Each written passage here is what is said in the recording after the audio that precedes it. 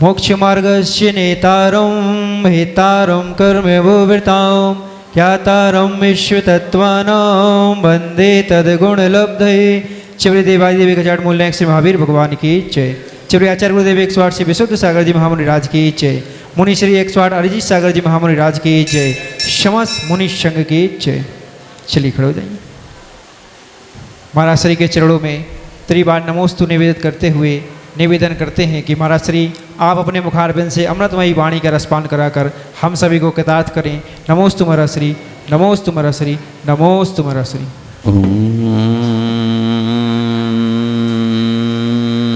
नमः सिद्धेभ्यः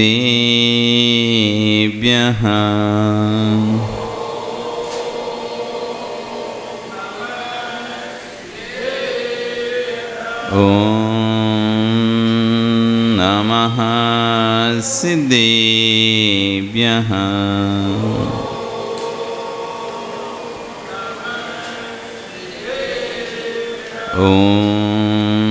नमः सिद्धेभ्यः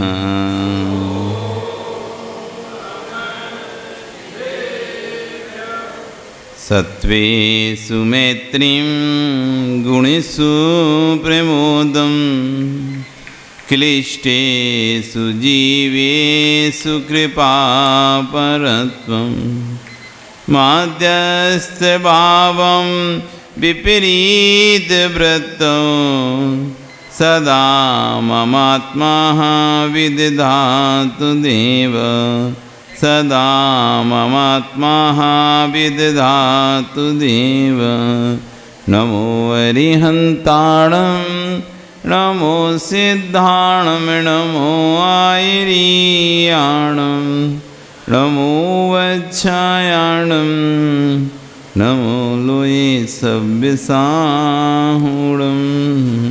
बोले अनंत अनंत से परमेष्टि भगवानी की, आदिब्रह्म आदिनाथ भगवानी की, वर्तमान शासन महावीर भगवानी की, आचार्य श्री 108 कुल अमित गति स्वामी महाराज की, आचार्य गुरु श्री 108 विशुद्ध सागर जी महाराज की, अहिंसा में विश्व धर्म की। शिवले मुनि श्री 108 अरिजीत सागर जी महामुनि राज की, समस्त मुनि संघ की। भवबंधु वर्तमान शासन नहीं, वर्तमान स्वामी के शासन में तीर्थंकर प्रभु की चरण निश्रा में बैठकर हम सभी जिन देशना का श्रवण कर रहे हैं। ग्रंथराज भावना द्वात्रिंशतिका में आचार्य अमित गति महाराज अध्यात्म की ओर दृष्टिपात करते हुए भावना का अर्थ समझा रहे हैं। जो भव में भाव किए हों उन भावों को नहीं करना है भावना। अभी तक जिन भावों को भाया था उन भावों को छोड़ना है भावना। अनेक प्रकार की भावना है, 12 प्रकार की भावना है। आज तक हमने भव में किया क्या? भगवान के चरणों में पहुंचा तो इसलिए था भगवान की भक्ति करूंगा। आप लोग भगवान के पास आते हैं, क्यों आते हैं? आप भगवान के पास आते हैं किस लिए आते हैं? भक्ति करने के लिए आते नहीं आते? भगवान के पास पहुंचा जीव क्या सोच के पहुंचा? मैं भक्ति करूंगा, लेकिन वहां भी पुण्य ने धोखा दे दिया। बिना पुण्य के तो आप यहां आ नहीं सकते। पूर्व का पुण्य संचय रखा था, उस पूर्व पुण्य का द्रव्य था जो आपको यहाँ पर लाके बैठाल दिया। नहीं तो जीव घर में बैठा बैठा अखबार पढ़ेगा, बैठा बैठा व्हाट्सएप चलाता रहेगा, इंस्टाग्राम फेसबुक देखता रहेगा, लेकिन भगवान के अभिषेक करने का भाव नहीं बना पाएगा। क्या दीमापुर में इतने ही पुरुष हैं? क्या दीमापुर में इतने ही पुरुष हैं? बहुत पुरुष हैं, लेकिन इतने ही क्यों हैं यहाँ पर? इतने ही क्यों हैं? क्योंकि इन्हीं का पुण्य जोर मार रहा है। इतने लोगों का ही पुण्योदय में, तीर पुण्योदय में चल रहा है, जिनके भाव प्रातः काल से सुप्तोति तैन सुम कैन सुमंगलाय। हे प्रभु, मैं सोकर उठूं तो सबसे पहले मंगलभूत वस्तु को देखूं। मैं दिन प्रारंभ करूं तो आपकी भक्ति के साथ अपना दिन प्रारंभ करूं। तीर्थों के नाम के स्तवन के साथ मैं अपना सुप्रभात करूं। ऐसा जिन जीवों का भाव हुआ है अशोक जी, वही जीव यहां पर बैठे हैं। कहने के लिए जैन हैं, कहते हैं हम जैन हैं, जैन हैं, भगवान का को मानते हैं, लेकिन उनको भगवान आवश्यक नहीं है। संपत तुम कहीं बाहर गए, 4 काम तुम्हारे पास हैं करने के लिए। कहीं आप बाहर जाते हैं माताओं, 4 काम आपको करने के लिए आप साथ में सोच के जाते हो, ये काम करना है, ये काम करना है, ये काम करना है, ये काम करना है, ऐसे 4-5 काम साथ में लेके जाते, अकेले काम के लिए नहीं जाते। अब 4-5 काम आपको करने हैं, समय आपके पास मान लीजिए सुबह से लेकर शाम तक का ही है, 10 घंटे 5 घंटे आपके पास हाथ में हैं, और उसमें आपको 5 काम करने हैं, तो सबसे पहले कौन सा वाला काम करोगे?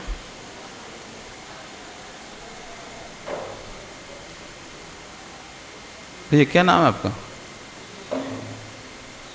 सुनील। सबसे पहले कौन सा वाला काम करोगे? 5 काम आपको दिए गए हैं, कोई भी देव दर्शन छोड़ो, अभी आप बाजार में गए, 5 काम आपको करके आना है, आपको गिना दिया 5 काम है सुनील, आप सबसे पहले कौन सा वाला काम करोगे? क्या नाम भाई तुम्हारा?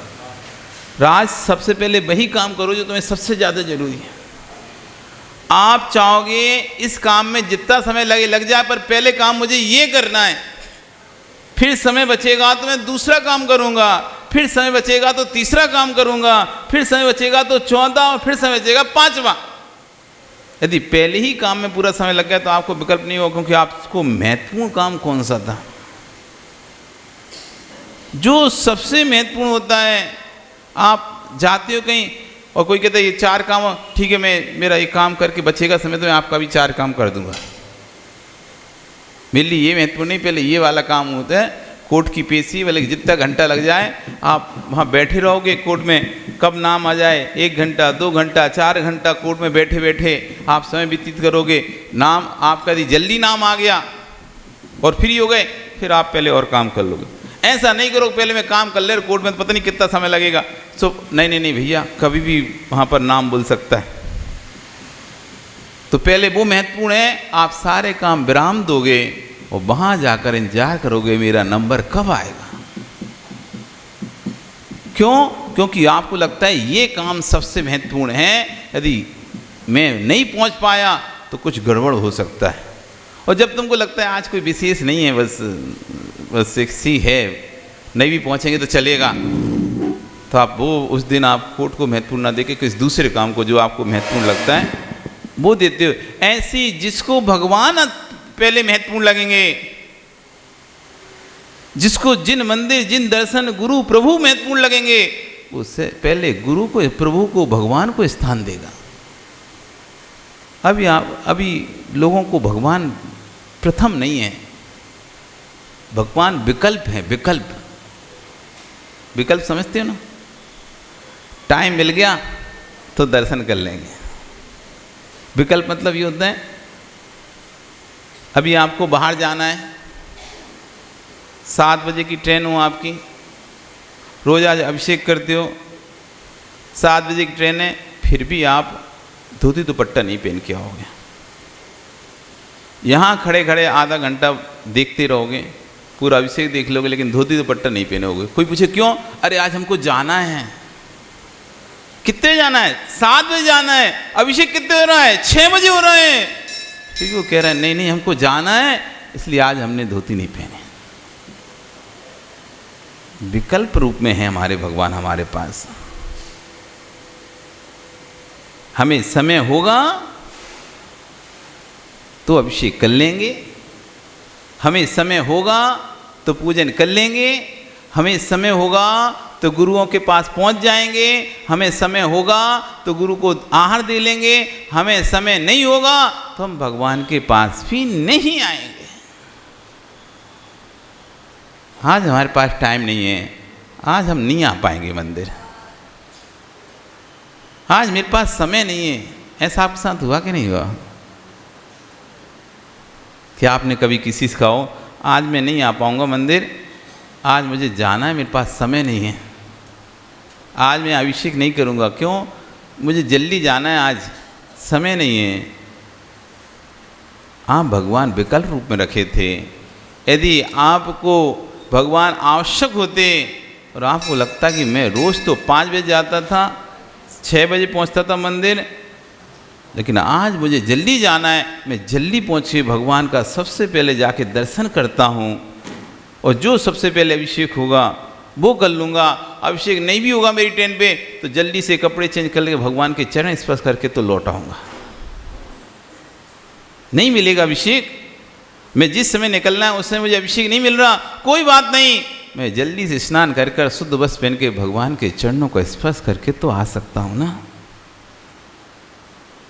अगर जरूरी होता भगवान तो आप कपड़े चेंज करके चरण स्पर्श करके चले जाते, लेकिन आपको भगवान जरूरी नहीं है। देखने में लगता है, देखने में लगता है हम भगवान को मानते हैं, हाँ भगवान को अपनी सुविधा के अनुसार मानते हैं। जैसी आपको सुविधा होती है वैसा आप भगवान के चरणों में आते हो। आज सुबह समय नहीं है, 2 घंटे बाद जाऊंगा मैं मंदिर, मुझे काम है, किसी का फोन आ गया, एक काम करना सुबह 6 बजे जाना, मीटिंग रखेंगे। आप ये नहीं कहोगे भैया सुबह मैं अभिषेक चाहता हूँ, हाँ ठीक है 6 बजे मीट रख ले रहे। कोई कहे अभिषेक का, ठीक है एक दिन नहीं तो क्या सही जाता, एक दिन नहीं करेंगे तो क्या होता है, वो महत्वपूर्ण है, मीटिंग जरूरी है, मीटिंग जरूरी है। वो व्यक्ति फिर नहीं आएगा, मीटिंग जरूरी है। भगवान तो यही है, आज नहीं सही कोई बात नहीं, कल गुरु तो यही हैं, कोई बात नहीं, आज नहीं गए उनके पास कोई बात नहीं, कल चल जाएं, वो कहाँ जा रहे हैं, पर ग्राहक तो दुकान पर बैठा हुआ है, उसको तो पहले देखूंगा।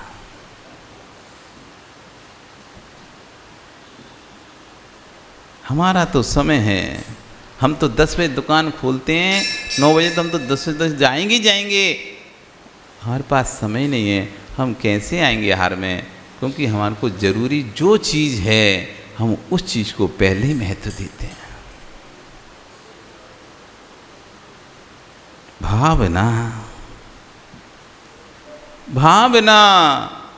आचार्य कह रहे हैं मंदिर में भी गया, बड़ा पुण्य का उदय था जो मैं मंदिर में पहुंच गया, भगवान के चरणों में पहुंच गया, लेकिन वहां भी पुण्य ने धोखा दे दिया।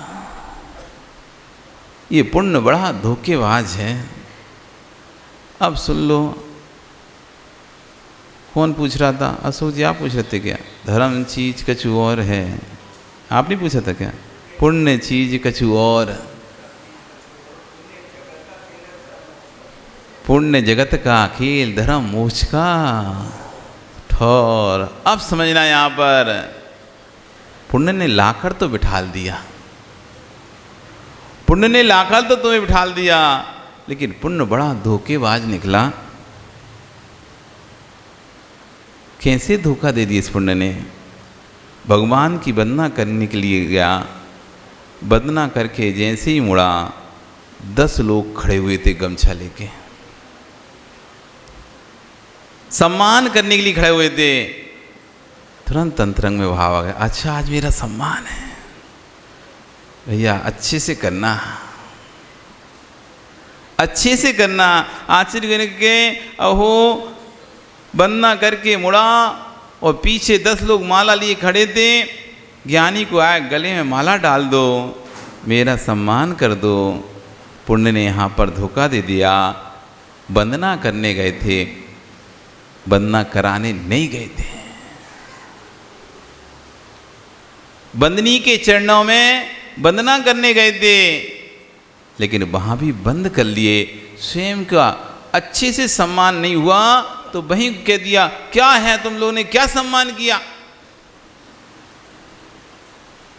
मैंने इतना काम किया, मैंने 10 उपास किए और देखो मेरा क्या इन लोगों ने सम्मान किया। जैसे ही माला देखी, जो ध्यान भगवान की तरफ जा रहा था वो ध्यान माला में चला गया। जो ध्यान भगवान की ओर, जो पुण्य भगवान के चरणों में लेकर आया था, और जैसे ही माला देखी 4 लोग मेरा सम्मान करेंगे, पुण्य ने धोखा दे दिया। जब मैं गया था खाली होकर गया था, भगवान को निहारने गया था, और जैसे ही माला देखी भाव बदल गया। जो मान खोकर गया था वो मान ही मंदिर में माला के रूप में लेकर पहुंच गया। हे पुण्य, तूने मुझे धोखा दे दिया। पूज के स्थान पर हम पूजा करवाने नहीं गए थे, पूज के स्थान पर हम पूजक होने के लिए गए थे। लेकिन पूजा ने क्या किया? पूज को तो गौण कर दिया और मेरी पूजा प्रधान हो गई। अब वहाँ पर पूजा तो गौण हो गई, हमारा सम्मान आप कैसे कर रहे हो? क्या हमारे को पहना रहे हो? कौन सी माला पहना रहे हो? कौन सा दुपट्टा? अब ये परिणाम चल रहे हैं। खड़ा जरूर है, रहने दो भैया, रहने दो, जरूरत नहीं, रहने दो। हाँ ठीक है, डाल दो, रहने दो, रहने दो, नहीं है जरूरत। लेकिन अंदर ही अंदर कह रहा है ठीक है, डाल दो, डाल दो। इतने सारे लोगों के बीच में सम्मान करो, और कमी रह गई। पहले तो मना कर रहा था। बहुत सारे जीव ऐसे देखे जाते हैं, हमारा नाम नहीं बोलना, हमारा नाम नहीं बोलना। ठीक भी, तुमने बोल दिया तुम्हारा नाम नहीं बोलना। 4 का बोल दिया संजय, 5वें का नहीं, जिसने मना किया उसका नहीं बोला बस। उसने मना कर दिया था ना, मेरा मत बोलना, पर 4 ने तो नहीं मना किया था, उनका बोल दिया। अब वो उसको आ रहा है, मेरा क्यों नहीं बोल रहे, मेरा क्यों नहीं बोल रहे? इन 4 का बोल गया, फिर तुमने मना किया, अरे तो उनका भी तो बोला। तो अंतरंग में भाव बैठा था, मेरा भी नाम बोला जाए, मुझको भी बुलाया जाए, मुझको भी सम्मान दिया जाए। कह रहे थे ऊपर ऊपर से कि मत बुलाना। पुण्य तो उदय में आएगा। अशोक जी, पुण्य जगत का खेल इसलिए कहा क्योंकि पुण्य में तो उदय में आएगा, और पुण्य के उदय में भोग सामग्री प्राप्त होगी। क्या चक्रवर्ती के पास पुण्य का उदय नहीं था? क्या तीर्थंकर के पास पुण्य का उदय नहीं था? तुम्हारे पास तो क्या ही है, घर में के आगे खड़ा होने के लिए घोड़ा भी नहीं है। उनके यहाँ तो 84 लाख हाथी।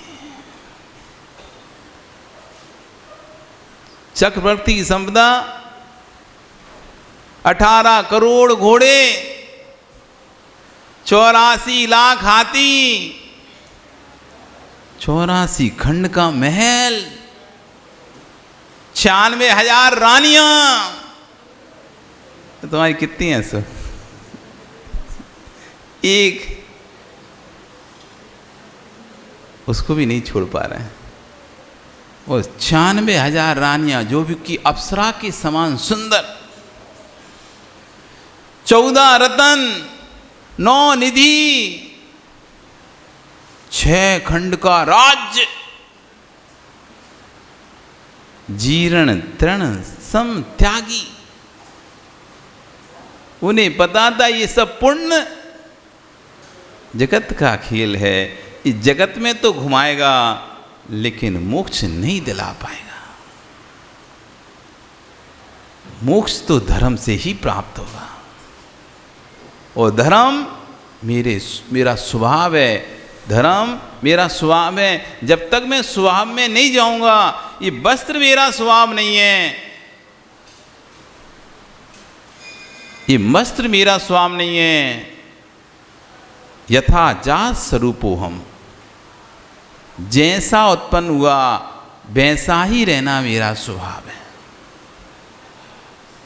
जन्मे नग्न, जलाए जाएंगे तब नग्न, जन्मे नग्न जलाए जाएंगे तब कोई कपड़ा नहीं रखा जाता, शरीर एकदम नग्न रहता, बस ऊपर से ढांक दिया जाता। वो भी जब रखते हैं तो वो भी उठा लिया जाता है।